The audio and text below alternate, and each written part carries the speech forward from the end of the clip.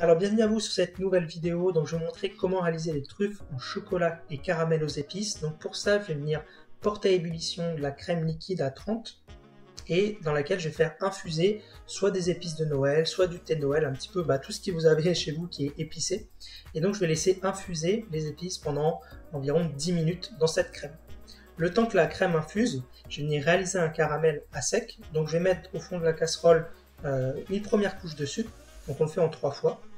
Donc je dépose une première couche, j'attends qu'elle fonde, ensuite je rajoute une deuxième couche de sucre, là je la fais fondre également. Une fois que la deuxième couche est bien fondue, on voit que le caramel commence à se former, je vais pouvoir ajouter la troisième couche. Donc là pareil, je mélange, et puis ensuite je vais pouvoir avoir un beau caramel, donc il faut qu'il commence à être un petit peu foncé, pas trop, il ne faut pas qu'il soit brûlé, surtout pas. Donc une fois qu'il est comme ça, je vais pouvoir mettre ma crème, donc je vais la filtrer en fait directement sur le caramel. Donc il faut juste faire attention aux projections parce que ça c'est très chaud. Et là je vais venir avec la spatule, je vais venir entre guillemets écraser les épices pour faire ressortir le maximum de goût des épices et du thé. Voilà, racler un petit peu en dessous pour tout bien récupérer. Donc là vous passez un petit coup de fouet, normalement tout devrait fondre très bien, très facilement. Et une fois que tout est fondu, vous pouvez ajouter le beurre, donc ça va apporter du goût à ce caramel. Ensuite, sur le chocolat, vous allez mettre une première couche de caramel. Donc on fait une émulsion en 3 fois. Donc je mets une première couche, je mélange, le chocolat va commencer à fondre et s'amalgamer avec le caramel. Ensuite, j'ajoute une deuxième couche de caramel, donc je mélange pareil. Et puis je vais venir ajouter la troisième couche. Donc à ce stade, normalement vous devriez avoir votre chocolat qui est totalement fondu. Si jamais vous avez encore des morceaux, vous pouvez mettre au bain-marie pour faire fondre les derniers morceaux.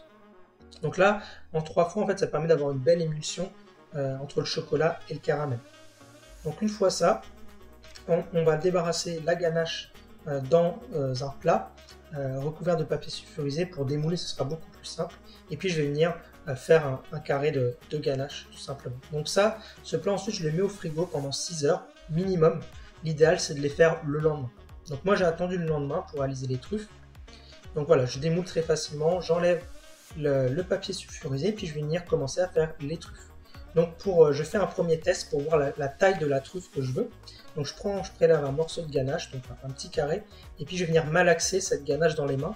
Donc vous verrez, c'est très facile, hein, ça va vite, ça se transforme vite en truffe. Et donc là j'ai une truffe de la bonne taille. Donc je la mets ensuite dans le cacao sucré, non sucré, pardon, surtout non sucré. Hein. Et puis je vais venir l'enrober avec la poudre de cacao. Donc là, il y a une belle truffe bien formée. Donc ce petit carré, en fait, ça nous a permis de déterminer un petit peu la taille que nos truffes vont avoir. Et ça permet ensuite de faire des carrés et donc de faire les truffes très facilement. Donc si jamais vous avez des morceaux un peu plus petits, vous pouvez les regrouper entre eux. La ganache est très malléable, donc vous pouvez largement assembler des morceaux. Et donc une fois que les truffes sont réalisées, on va venir toutes les rouler dans la poudre de cacao non sucrée et puis on va les débarrasser dans un plat. Voilà, une fois qu'elles sont toutes débarrassées, on met les truffes au réfrigérateur jusqu'à dégustation tout simplement. Ensuite, moi je les ai mis dans une belle assiette de présentation et donc voilà, vous avez des belles truffes qui vont épater votre entourage. Donc vous pouvez retrouver la recette sur notre site, donc le lien est en description et surtout n'oubliez pas de vous abonner et de liker la vidéo. Allez, salut!